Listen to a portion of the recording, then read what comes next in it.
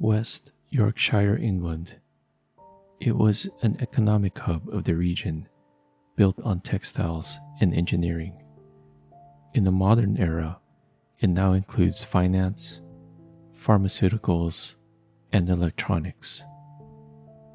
West Yorkshire came into existence as a metropolitan county in 1974 after the passage of the Local Government Act of 1972. It has a population of 2.3 million. Its largest settlements are Leeds, Bradford, Huddersfield, Wakefield, Halifax, Cayley, and Dewsbury. Leeds is the largest city. There is a district called Little Germany where German merchants settled and built large warehouses. The city of Bradford is branded as the curry capital of Britain. Different cuisines from people that settled there from India.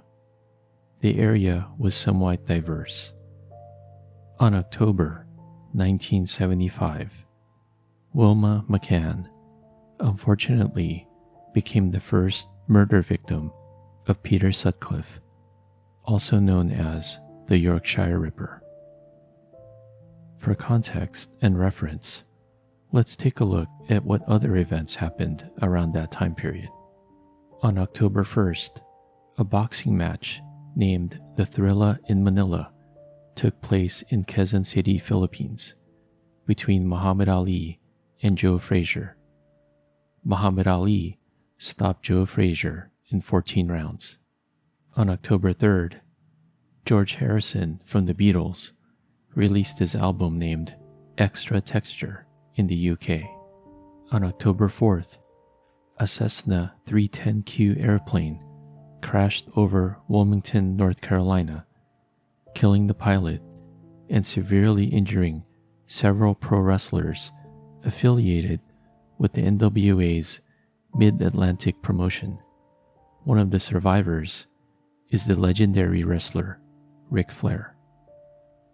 And on October 11th, the sketch comedy and variety television show Saturday Night Live premiered on NBC with George Carlin as host. Peter Sutcliffe was born on June 2nd, 1946. He was born into a working-class family. His dad, John William Sutcliffe, and his mom, Kathleen Francis. Peter's dad was a member of the choir at the local church, but allegedly he also drank a lot. One of Peter's brothers admitted that he was an abusive alcoholic and once smashed a beer glass over Peter's head for sitting in his chair at the Christmas table.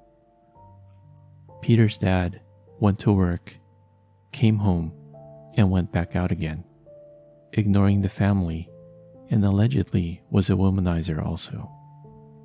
Peter was bullied at school, but one day he got fed up and beat up his bully.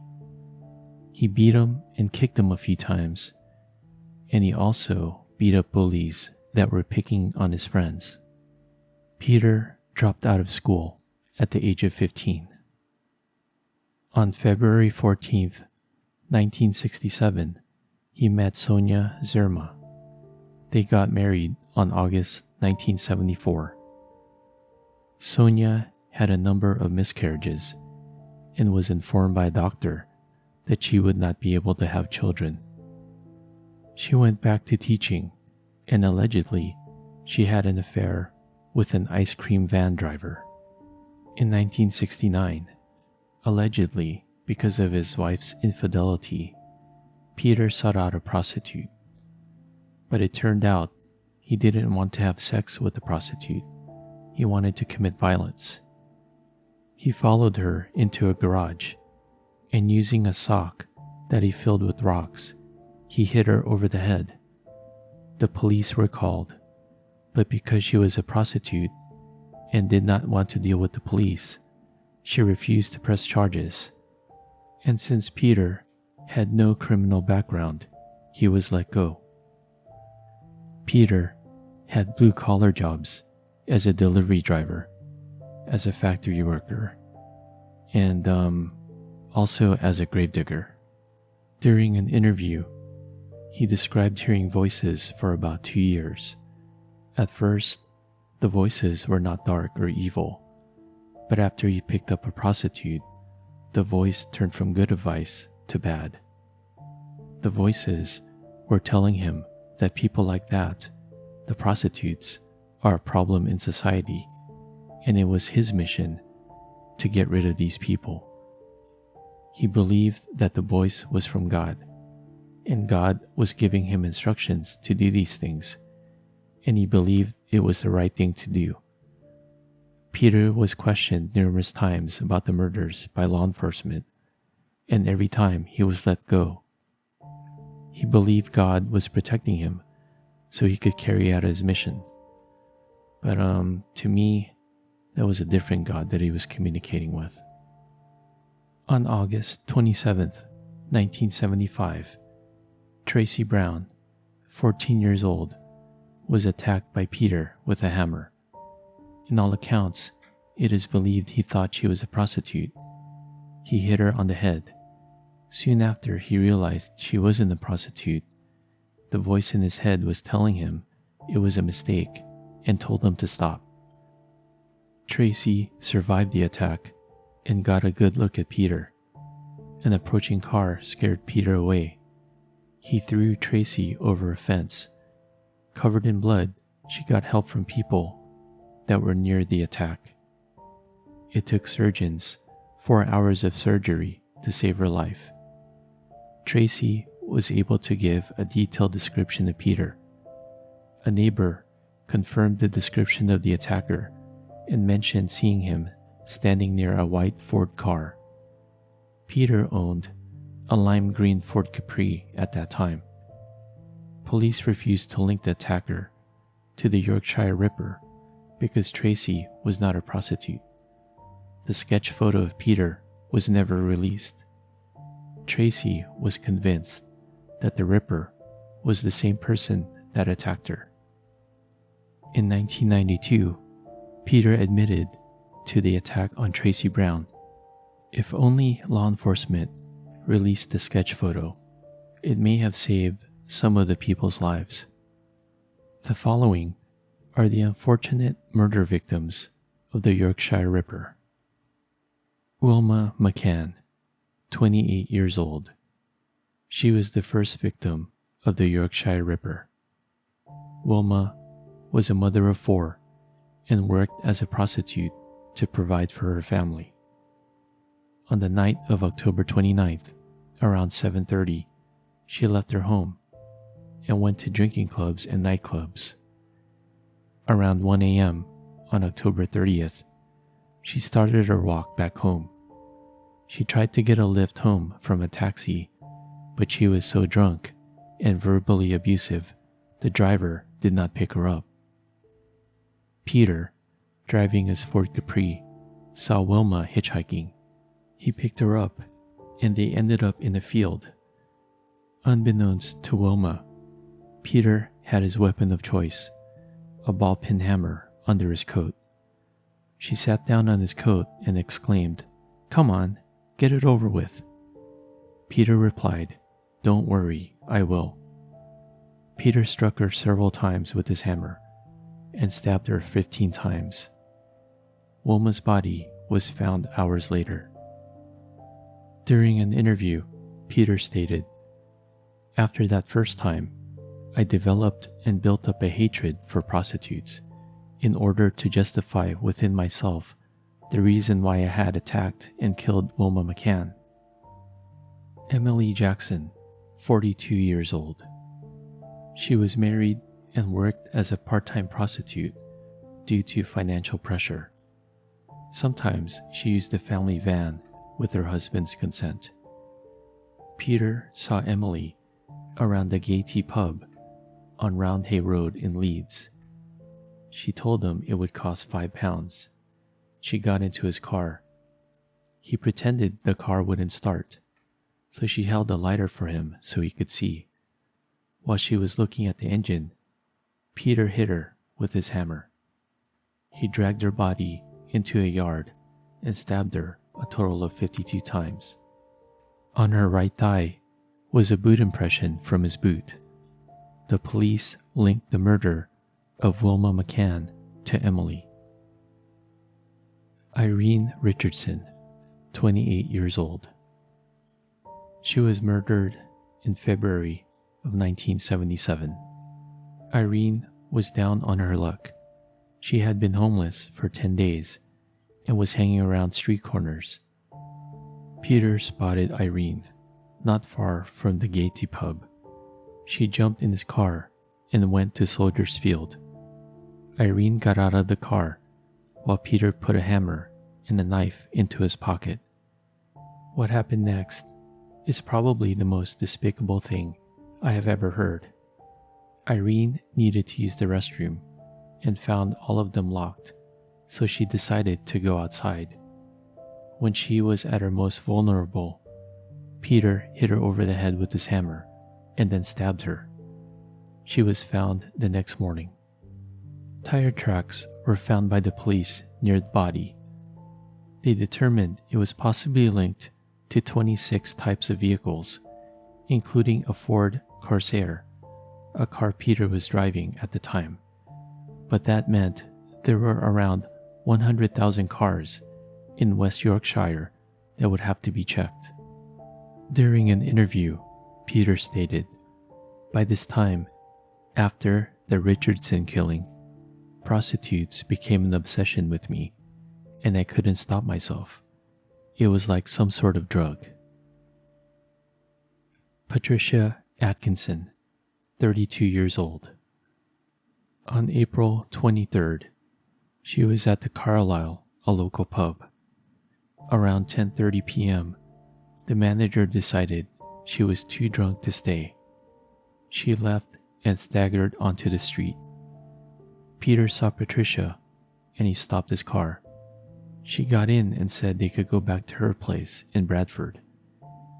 It is assumed that she theorized the Ripper killed prostitutes in the streets and that she would be safe at her home. Once inside her home, Peter hit her over the head with a hammer and began to stab her. She was found the next evening by a longtime friend. During an interview, Peter stated, "At that time, I carried on as though nothing had happened. I was then working at Clark's in Bradford." Jane Mcdonald, 16 years old. Her death changed the perception of the Yorkshire Ripper only targeting prostitutes. Jane was not a prostitute. She was working as a shop assistant in the shoe department at Granway's supermarket. On June 26, 1977, she missed her last bus home and was unable to get a taxi. She ended up walking home, and around 2 a.m., she was attacked by Peter in Leeds. Her body was found the next morning at a playground. During an interview, Peter admitted feeling regret about killing Jane. He said he thought she was a prostitute because she was walking through a red light district in the early hours of the morning.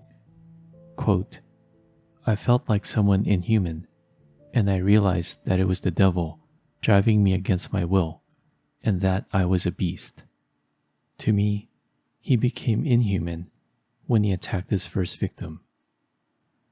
Irene Mcdonald made legal history when the High Court Registrar in Leeds awarded her damages of £6,722 against Peter Sutcliffe for the death of her daughter. Jane's dad, Wilfred McDonald, had to identify Jane's body. He passed away in 1979 at the age of 60. He was buried with Jane. Jean Jordan, 20 years old. She was known to other prostitutes as Scotch Jean. She lived with her husband and 2 children. On the night of October 1st, 1977, Peter picked up Jean. They agreed on the price of £5 up front. This event left a clue that traced right back to Peter. They went to Prince's Road in Charlton. It was an overgrown wasteland and hidden from traffic by high hedges. As they exited the car, Peter hit her over the head with a hammer. He then saw a car's headlights come on. He pulled Jean's body in some bushes to hide it. He quickly drove home after.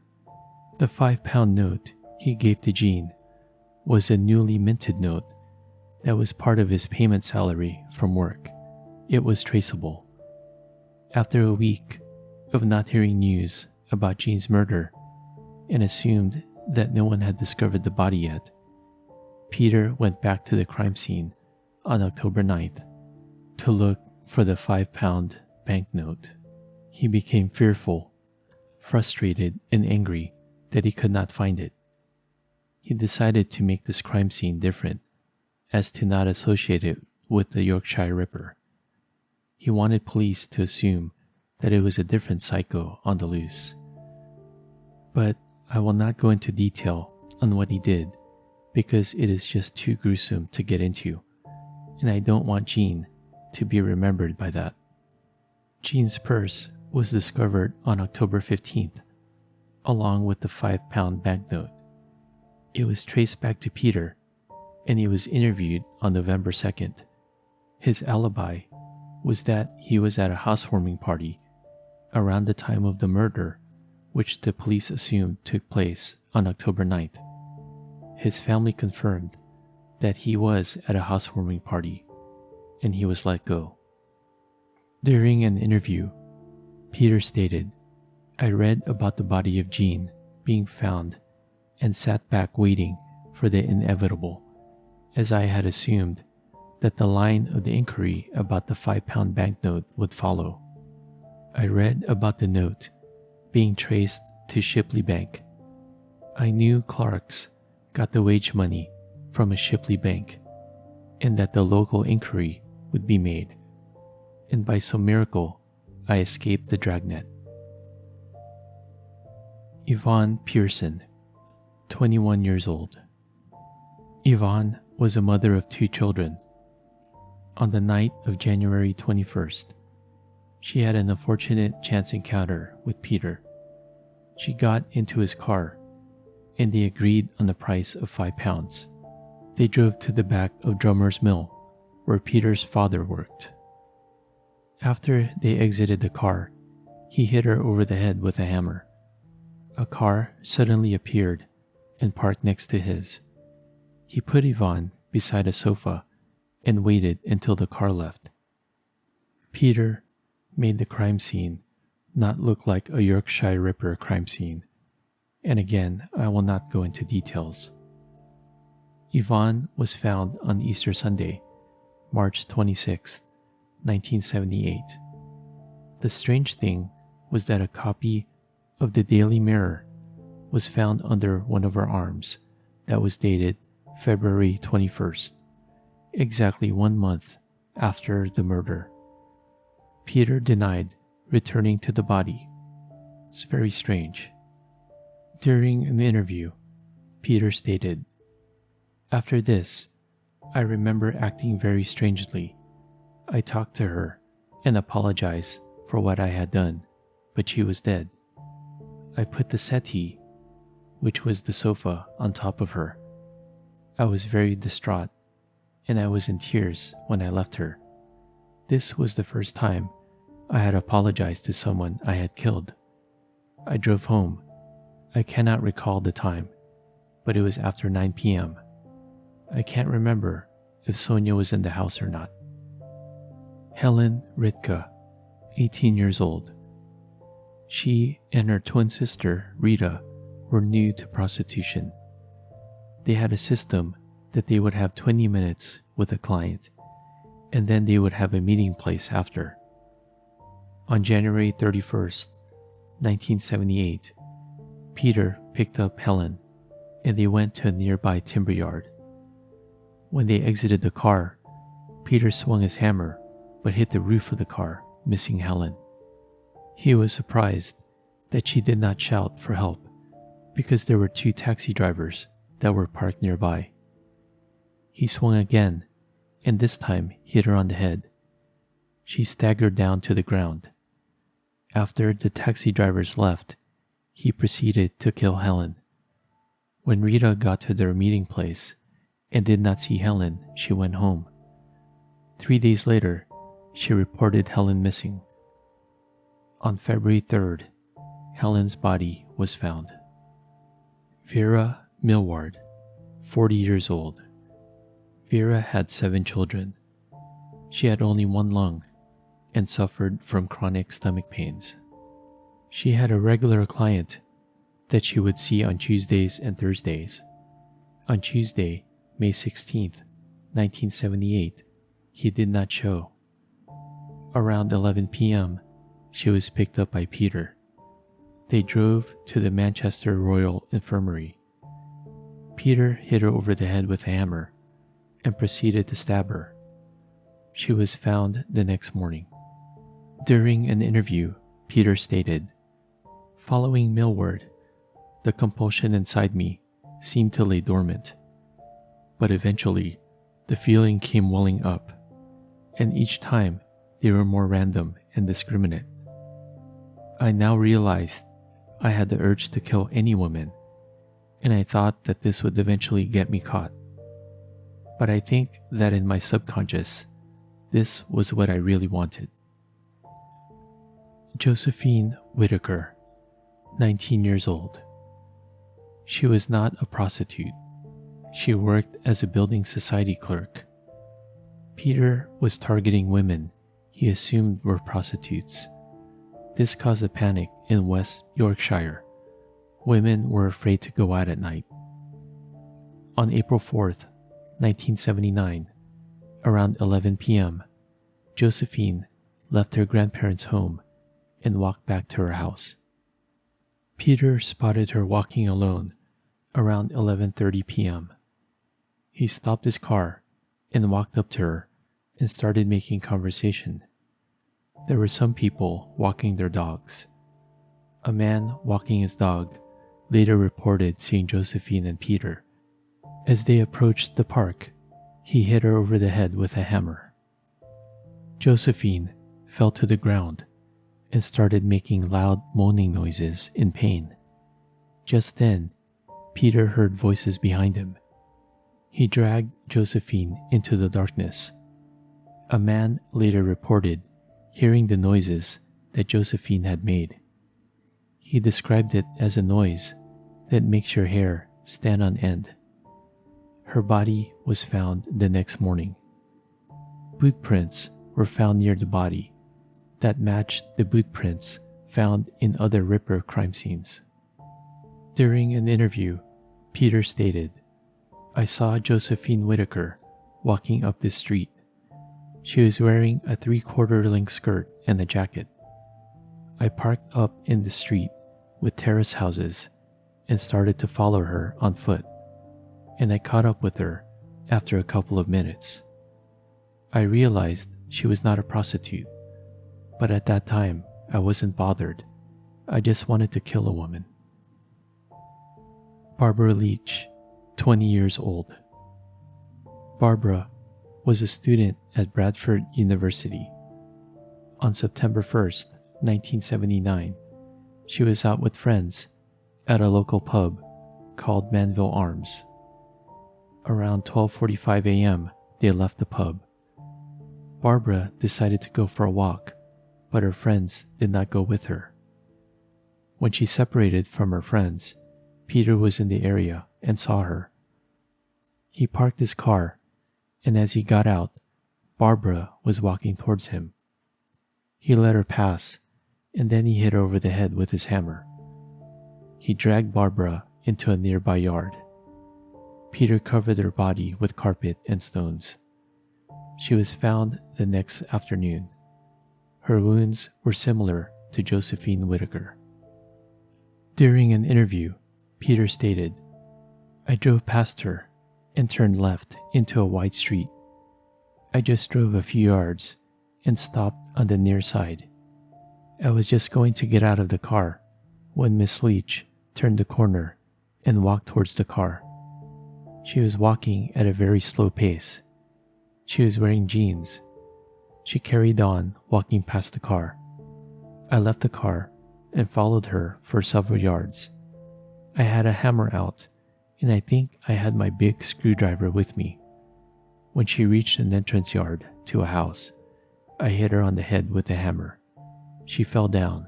She was moaning. Margaret Walls, 47 years old. She worked as a civil servant.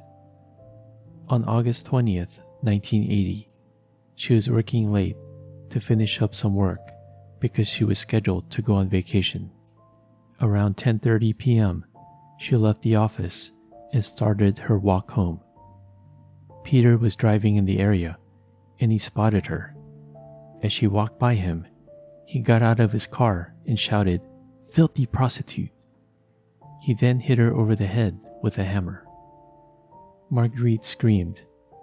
Peter grabbed her by the throat and dragged her up the driveway in a garden, out of sight. She was found the next morning. The media was asking the police if this was another victim of the Yorkshire Ripper. Detective Chief Superintendent Jim Hobson was quick to deny the theory. Quote, "We do not believe this is the work of the Yorkshire Ripper. My feelings are that this is a local man who did this murder. I have a team of detectives at Miss Wall's house looking for addresses of male and female friends." During an interview, Peter stated, "I was on my way to Leeds, primed with weapons for the mission. She lifted her leg up, put it down, and then lifted it up again. She looked like a prostitute and was walking at a snail's pace. I killed her with no doubt." The voice shouted, "Filthy prostitute." It wasn't like my voice. It was filthy and angry, not like me. I don't get angry. I knew it was me who had done what I had done with my own hands. And when I get into depression, this happens. Jaclyn Hill, 20 years old. Jaclyn was a university student. On November 17, 1980, she took a bus to Arndale Shopping Center and arrived at 9:23 p.m. She was approximately 100 yards from her house. Peter was eating in his car outside the Arndale Shopping Center. When he saw Jaclyn, he started his car and drove past her. He parked and waited for her to pass him. He got out of the car and followed her. And then he hit her over the head with his hammer, stabbed her, and dragged her behind the Arndale Shopping Center. Her body was found the next morning. Jaclyn Hill was the last known victim of the Yorkshire Ripper. During an interview, Peter stated, "Well, I am terribly sorry about this tragic loss to her family and friends. I would do anything to alter what has happened. I am glad I have been apprehended because I was totally out of my mind when I committed these acts." On January 2nd, 1981, Peter was arrested for having false license plates on his car. He was with Olivia Reavers, a 24-year-old prostitute. I believe the arrest saved her life. He was questioned regarding the murders. The next day, Sergeant Bob Ring returned to the area that Peter was arrested and found a knife, hammer, and rope that he threw out of his car. His wife Sonia was brought in for questioning, and after 2 days of questioning, Peter Sutcliffe admitted that he was the Yorkshire Ripper. He said that while working as a gravedigger, he started to hear voices that told him to kill prostitutes. After a 2-week trial, he was found guilty of murder on all 13 counts and attempted murder on 7 others. He was sentenced to 20 concurrent life sentences. On November 13th, 2020, Peter Sutcliffe, the Yorkshire Ripper, died in a hospital after refusing treatment for the sniffle virus. Justice comes. Sometimes it just takes time. His wife Sonia said that she had no idea what her husband was doing, and I did not come across any information that Peter ever laid hands on Sonia. What were the facts of the case? Peter Sutcliffe killed 13 victims and attempted murder on 7 other victims. Those victims had names. Those names were of people. Those people were someone's loved one. Regardless of how we feel about people that work in prostitution, no one had the right to take their lives. Stay safe and God bless.